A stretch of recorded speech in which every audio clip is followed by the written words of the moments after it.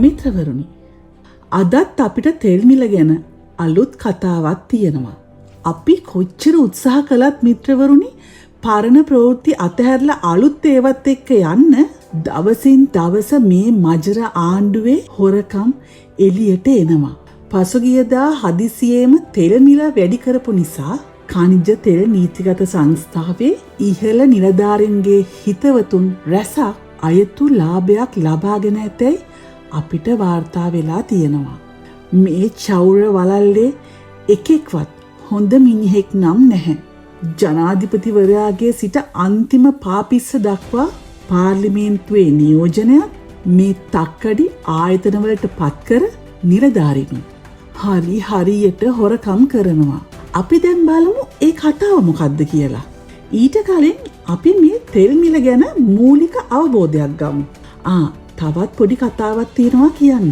තබුත් ඒගම කයිතන් ඇහුවා නේද තෙල් ඉඳවල් තියනවද කියලා. අපිට කයිතන්ගෙන් අහන්න තියෙන්නේ මේ රටේ හිටපු ජනාධිපතිවරු 7 දෙනෙක්ම රටේ යුද්ධයකුත් තියෙන වෙලාවට තෙල් ටික ගෙනත් දුන්නේ තෙල්ලින් තිබිලද කියලා තමයි ඉතින් අපිටත් අහන්න තියෙන්නේ. කයිතන් යන තැන්වල ගොන් කතා කියන්න එපා. හොඳයි. දැන් අපි එමු අද මාතෘකාවට.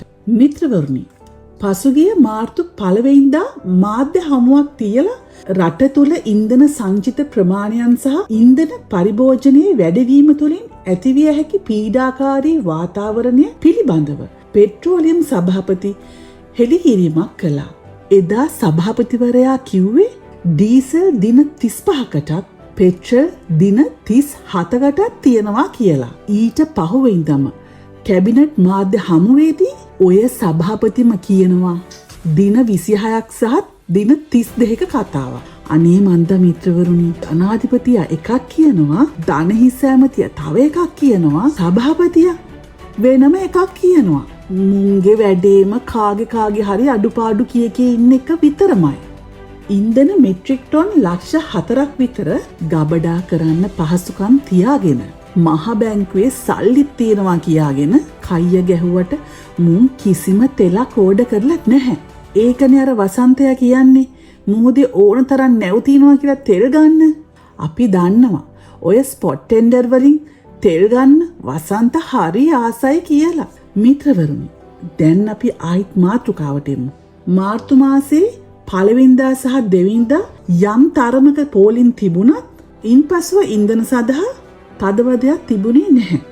නමුත් මිත්‍රවරුනි, ඒ වගේම මාර්තු 8 ඉරිදා වෙද්දී ඇති වෙලා තිබ්බ තෙල් පෝලිම් වලින් ජනතාව ඈත් වෙලා සිටියා. ඔය පහුගිය ඉරිදා වන විට මේ රටේ ජනතාව කොහේවත් ඉන්ධන පෝලිම් වල ඉන්නව කවුරුත් දැක්කේ නෑ නේද? එහෙම පෝලිමක් තිබුණද? තිබ්බේ නෑනේ.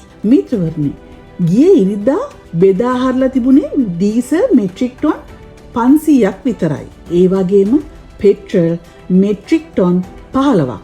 ඒකෙන් අපිට තේරෙනවා කිසිම තදබදයක් ඉන්ධන හලවල් වල තිබුණේ නැහැ කියලා. ඒ වගේම පාරිභෝගිකයින්ට අවශ්‍ය ප්‍රමාණයට ඉන්ධන හල් තුල තෙල් තිබුණා.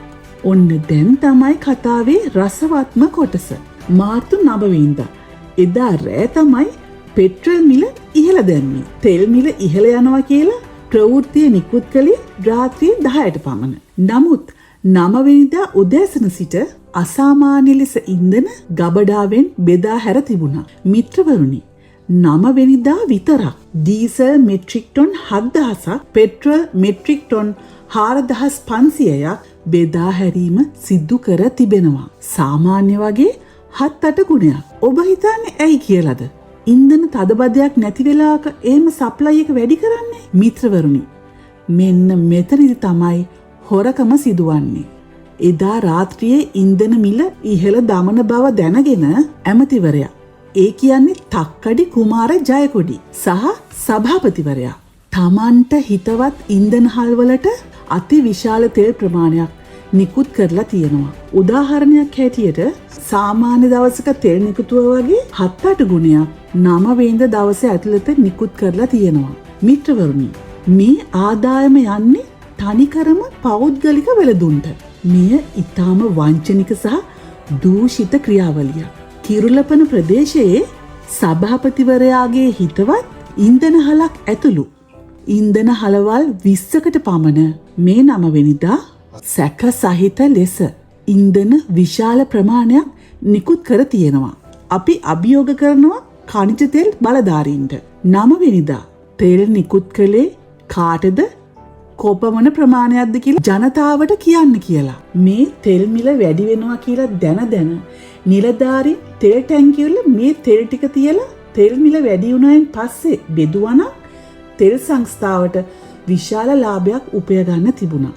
හොන්ඩුවේ ජනාධිපතිතුමාට පුළුවන් මේ ගැන පරීක්ෂණයක් කරන්න.